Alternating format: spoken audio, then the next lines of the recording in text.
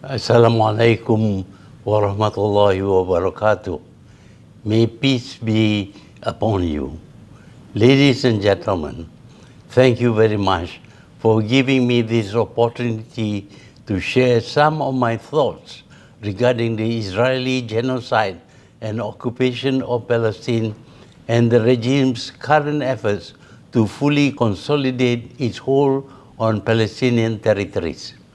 In many ways, it is not something unexpected, at least in terms of Israel wanting to wipe out Palestinians and at the same time wipe Palestine off the map. However, despite efforts by Israel and its Western backers, from their governments to their media, to compartmentalize the current crisis as one sparked off by Hamas attacks on October the 7th, the rest of the world are fully aware that the attacks are at best an attempt to retaliate against the decades of genocide and atrocities committed by Israel. In many ways, the creation of Hamas and its retaliation and even its existence is a direct result of Israel's genocide and the tacit endorsement from the West, in particular the United States. Ladies and gentlemen, for those who support Israel, what do they expect from the Palestinians who had witnessed their grandparents, parents, children, and babies murdered, raped, tortured, imprisoned, and stripped of their dignity? Making it worse, global powers which wear morality and humanity on their sleeves turn a blind eye, or rather, in most instances, support, provide arms, and fund and extend military backing. The atrocities committed on the Palestinians are generational, meaning that it had been committed on one generation to the next. They were witness to the inhumane treatment perpetrated on those before them, then for them to be subjected to such dehumanizing acts, then to again be witness of such cruelties committed on their next generation. Ladies and gentlemen, I know I'm repeating myself and that of others, but it has to be made clear that Israel is an occupier and Palestine is the occupied. It is not too difficult a concept to understand. Any occupier is evil, and the occupied, when they stand up against the occupiers, are heroes liberating and they are freedom fighters. Do not forget Nelson Mandela, Ho Chi Minh, Subhash Chandra Bose, Che Guevara, Michael Collins, Jose Rizal, Malcolm X, Martin Luther King, and even Malaysia's Malay nationalists.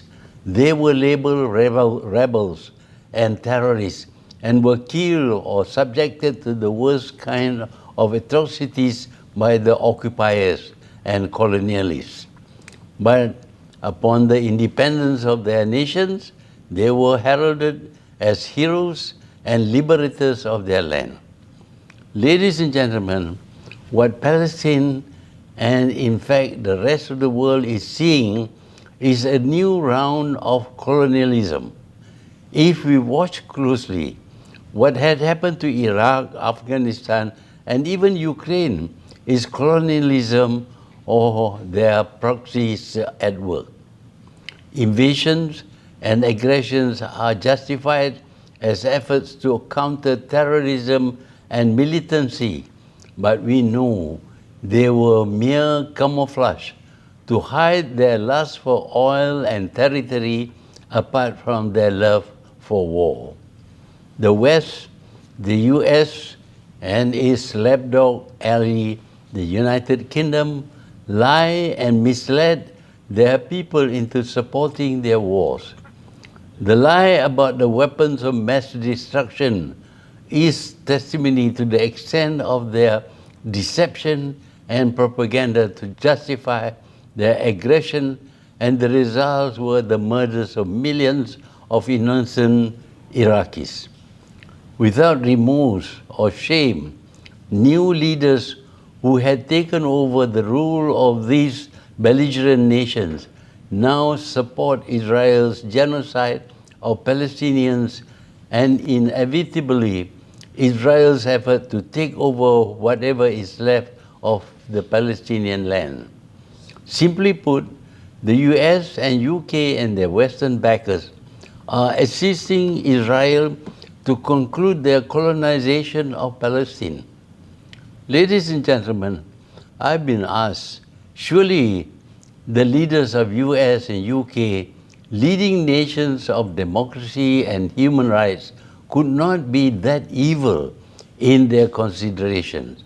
I cannot fathom their inner thoughts, but I can assess what they do, and I do believe that they are only concerned with democracy and human rights if and when it serves their interests.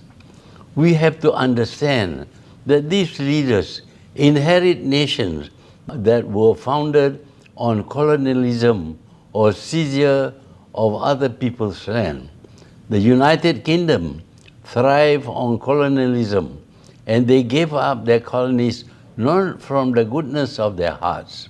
Hence, the behavior of their leaders, including one whose forefathers were victims of British colonialism, continues to be that of colonialists. The US is definitely a settler's colony in which Native Americans were ethnically cleansed by the settlers.